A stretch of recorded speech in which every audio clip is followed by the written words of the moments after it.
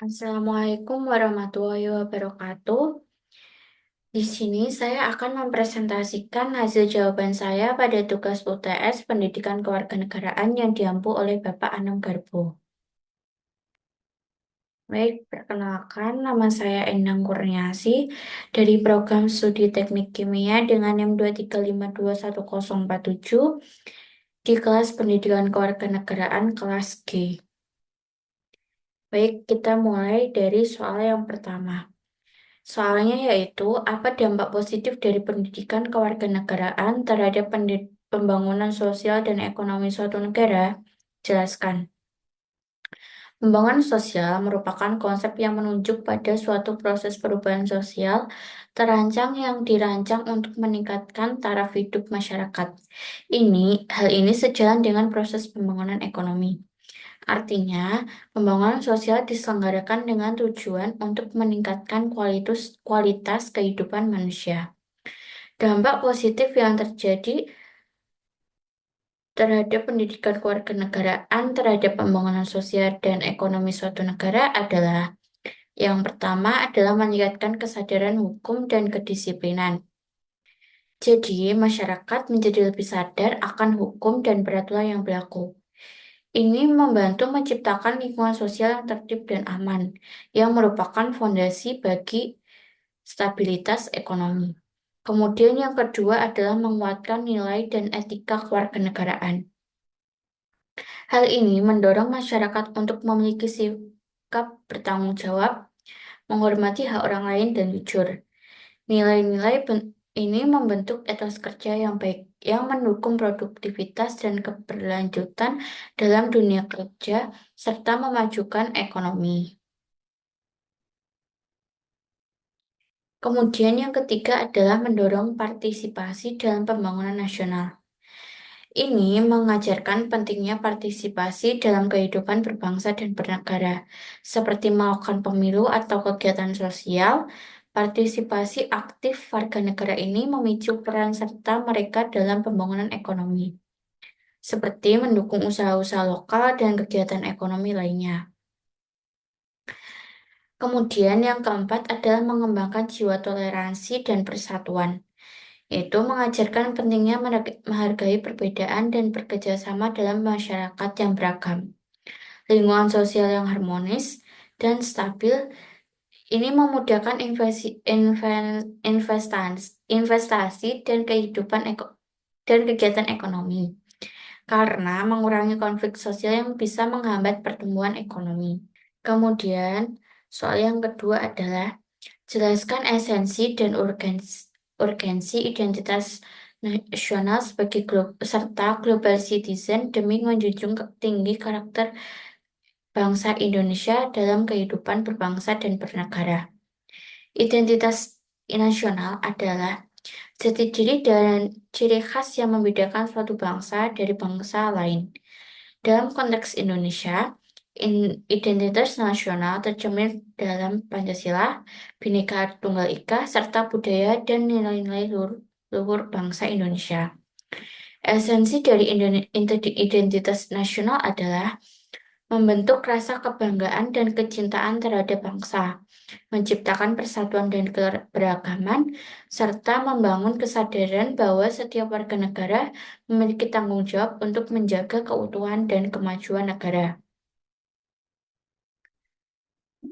Kemudian yang dimaksud global citizen atau kewarganegaraan global adalah konsep yang menekankan kesadaran akan tanggung jawab kita sebagai bagian dari komunitas global di dunia. Seorang global citizen menghargai nilai-nilai universal seperti hak asasi manusia, keadilan sosial, dan keberlanjutan lingkungan. Esensi dari global citizen adalah kemampuan untuk berpikir dan bertindak secara global, serta tetap menghargai identitas lokal nasional. Kemudian, alasan adanya identitas nasional dan global citizen adalah yang pertama adalah menjaga keutuhan dan kedaulatan bangsa. Identitas nasional yang kuat, masyarakat Indonesia lebih memiliki ketahanan budaya dan sosial dalam menghadapi pengaruh budaya dari bangsa asing. Ini penting untuk menjaga kedaulatan bangsa di tengah era globalisasi yang penuh tantangan. Kemudian yang kedua adalah menghadapi tantangan global dengan karakter khas Indonesia. Sebagai bagian dari komunitas global, Indonesia menghadapi isu-isu besar seperti perubahan iklim, krisis ekonomi, dan konflik lintas batas. Sebagai global citizen, warga Indonesia dapat berkontribusi dalam menghadapi tantangan ini, sambil tetap membawa nilai-nilai karakter khas Indonesia seperti gotong royong, toleransi, dan harmoni sosial. Dan yang ketiga adalah membangun generasi yang berdaya saing dan beretika. Penguatan identitas nasional membantu membentuk karakter bangsa yang kuat dan beretika. Sementara wawasan global memperkaya keterampilan dan pengetahuan masyarakat, sehingga mereka siap bersaing di tingkat nasional. Hal ini penting untuk membangun generasi yang berkompetisi tinggi namun tetap berlandasan pada etika dan nilai-nilai kebangsaan Indonesia. Yang keempat adalah memajukan ekonomi dan kehidupan sosial. Dengan identitas nasional yang kuat dan pemahaman global yang baik, masyarakat Indonesia akan lebih siap memanfaatkan peluang ekonomi global tanpa mengabaikan kepentingan nasional. Selain itu, sikap saling menghargai antar bangsa juga mengurangi potensi konflik sosial. Dan soal yang nomor tiga adalah bagaimana faktor budaya berkontribusi pada identitas nasional. Berikan contoh bagaimana budaya dapat memperkuat kesatuan dalam suatu negara. Faktor budaya memiliki peran sangat besar dalam membentuk dan memperkuat identitas nasional. Budaya mencakup berbagai aspek seperti bahasa, adat istiadat, musik, tarian, seni, dan makanan khas yang menjadi ciri khas suatu negara. Semua elemen ini tidak hanya memperkaya karakter suatu bangsa, tetapi juga memberikan identitas yang membedakannya dari bangsa lain. Cara memperkuat kesatuan dalam suatu negara adalah yang pertama adalah menciptakan rasa kebanggaan kolektif. Budaya yang khas membangun rasa kebanggaan dan kecintaan terhadap bangsa. Misalnya kebanggaan terhadap batik Indonesia yang diakui sebagai warisan budaya oleh UNESCO menciptakan rasa kebanggaan di kalangan masyarakat Indonesia. Hal ini memperkuat rasa memiliki dan keterikatan terhadap negara. Yang kedua adalah menyatukan keberagaman.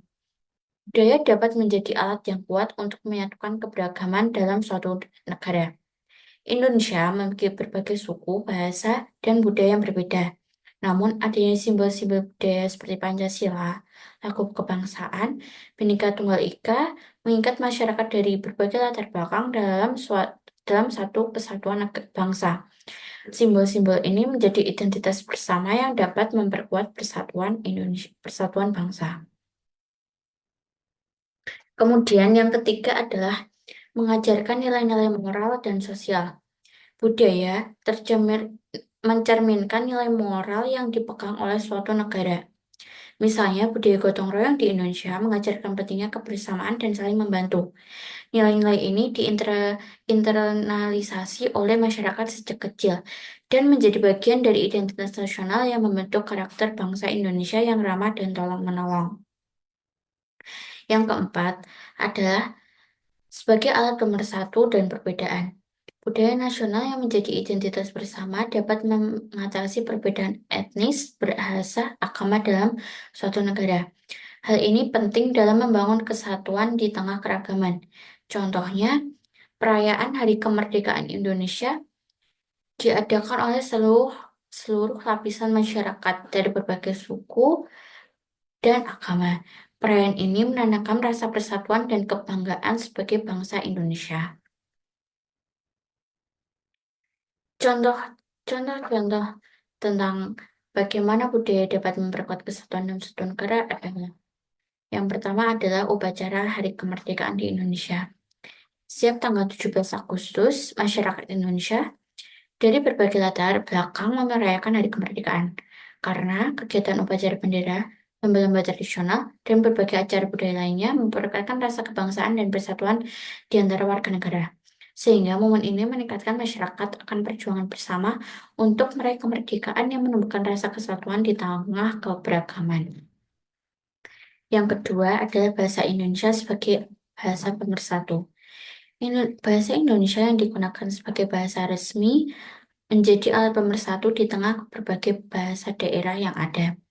Dengan menggunakan bahasa Indonesia, masyarakat dari berbagai suku, budaya dapat berkomunikasi dengan baik, yang akhirnya memperkuat identitas nasional dan menjaga kesatuan di tengah keragaman. Yang ketiga adalah tari saman adalah sebagai lambang persatuan di Aceh. Tari saman atau tari yang berasal dari Aceh sering dipertunjukkan dalam berbagai acara nasional ataupun internasional sebagai simbol kebersamaan dan kekompakan. Tarian ini tidak hanya menjadikan kebanggaan masyarakat Aceh, tetapi juga menjadi identitas budaya nasional yang dikenal oleh seluruh masyarakat Indonesia. Hal ini menciptakan rasa memiliki bersama atas kebudayaan yang unik dan memperkuat kesatuan bangsa. Kemudian, soal yang keempat adalah apa pentingnya menjaga keseimbangan antara kebebasan beragama dan kepentingan negara? Berikan contohnya di mana kebebasan beragama dapat bertentangan dengan kepentingan negara. Yang pertama-tama, menjaga keseimbangan antara kebangsaan beragama dan kepentingan nasional, ada yang menciptakan keharmonisan sosial dan stabilitas nasional. Kebebasan beragama merupakan hak asasi fundamental yang dimiliki oleh seluruh masyarakat Indonesia.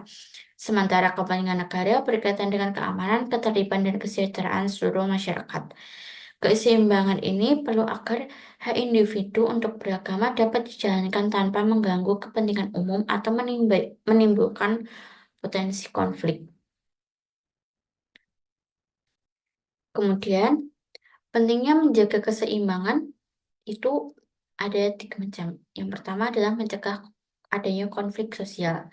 Kebebasan beragama yang tidak terkendali dapat memicu konflik antar umat beragama, terutama jika praktik keagamaan tertentu menyimpan kelompok lain atau mengganggu ketertiban umum. Negara perlu memastikan bahwa kebebasan ini tidak merugikan pihak lain, sehingga kehidupan masyarakat tetap harmonis. Yang kedua adalah menjamin keamanan nasional. Negara memiliki tanggung jawab untuk melindungi warganya dari ancaman bahaya, termasuk ekstremisme dan radikalisme berbasis agama. Dalam mengatur berbagai aspek dari kebebasan beragama yang berpotensi mengancam stabilitas negara dapat mencegah aktivitas itu dengan mungkin berjuang pada kekerasan atau tindak yang merugikan kepentingan nasional. Kemudian yang ketiga adalah melindungi hak-hak individu lainnya. Kebebasan beragama harus diimbangi dengan hak warga negara lain. Misalnya keyakinan keagamaan yang membenarkan diskriminasi atau melanggar hak-hak kelompok lain perlu diawasi, sehingga hak individu lain tetap terlindungi. Contoh dari kebebasan beragama yaitu yang pertama, contoh dari kebebasan beragama bertentangan dengan kepentingan negara adalah yang pertama adalah ekstremisme dan radikalisme. Seperti yang dijelaskan di awal, dalam beberapa kampus, kelompok ekstremisme merupakan kebebasan beragama sebagai asal untuk menyatukan radikal yang bertentangan dengan prinsip-prinsip dasar negara. Misalnya, ajaran yang menentang Pancasila atau menyarankan kekerasan untuk mencapai tujuan tertentu bertentangan dengan kepentingan negara dalam menjaga ketertiban dan keamanan. Contoh ekstrim adalah terorisme berbasis agama, di mana keyakinan tertentu dipakai untuk membenarkan tindakan kekerasan terhadap negara atau masyarakat. Yang kedua ada diskriminasi atas dasar keyakinan. Beberapa kelompok agama mungkin melarang atau menentang tindakan tertentu di luar kelompoknya, seperti menolak bekerja sama dengan individu dari kelompok agama lain atau mendiskriminasikan mereka di ruang publik. Hal ini bisa menimbulkan polarisasi dan perpecahan dalam masyarakat, bertentangan dengan kepentingan negara untuk menjaga persatuan dan menghormati keberagaman. Kemudian yang ketiga adalah penolakan terhadap kebijakan kesehatan publik.